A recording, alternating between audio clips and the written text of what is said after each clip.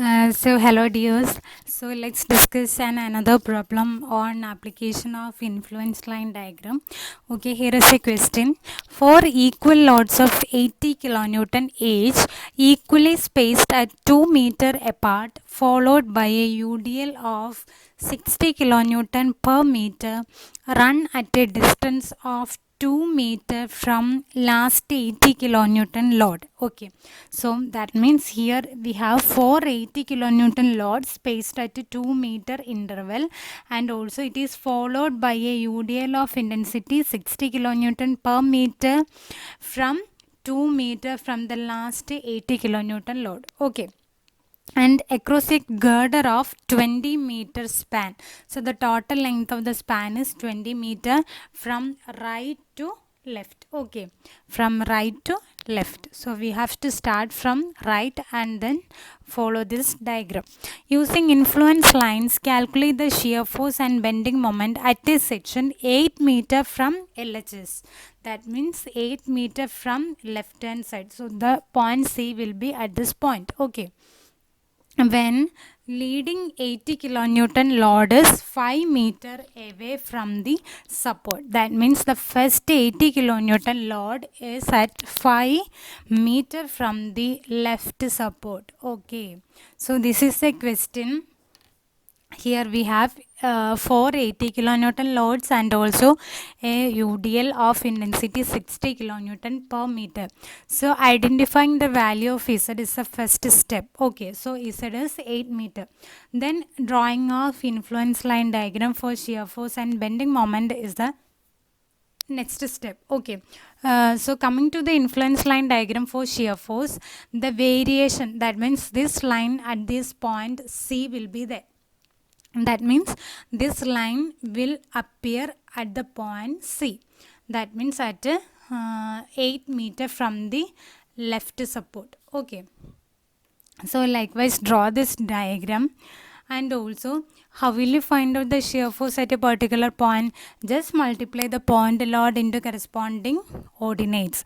In case of UDL, just multiply the intensity of load into area of the shaded portion. So here you can say that the shaded portion is a triangle. Okay, how will you find the area of triangle? Half into B into H. Okay, so first of all, draw this influence line diagram and find out the value of L minus Z by L and also Z by L.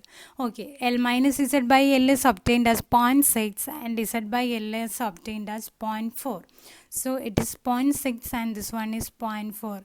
By using this 0.6 and 0.4 value, find out the other coordinates corresponding to the point loads and also for the UDL also. So this corresponding to the starting point of UDL, 0.35 is the ordinate and this one is the finishing point, hence it is 0. Okay, so this is the influence line diagram for the shear force at C.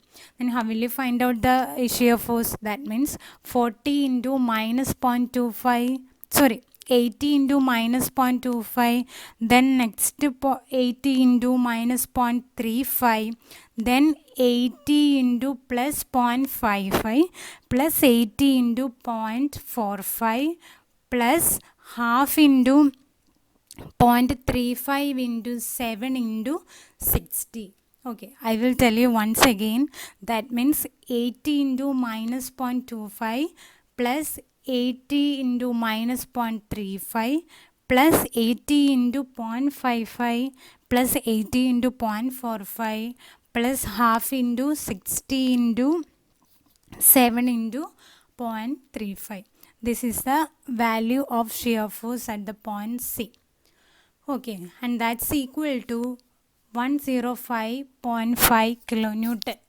Then coming to the bending moment at the point C. Okay, how will you obtain? By drawing the influence line diagram for bending moment at C. So this is a figure, it's a triangle. Then the maximum ordinate YC at the point C, which is equal to L minus Z into Z by L. That's equal to 4.8. So 4.8 is the maximum ordinate. By using this, find out the other ordinates Y1, Y2, Y3, Y4 and Y5.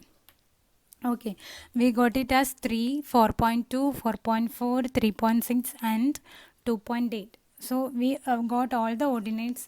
Then how will you obtain the bending moment at the point C, which is equal to 80 into minus, sorry, it's a positive value. So 80 into 3 plus 80 into 4.2 plus 80 into 4.4 plus 80 into 3.6 plus 60 into half into 7 into 2.8. That means area of this triangle is half BH. That means half into 7 into 2.8.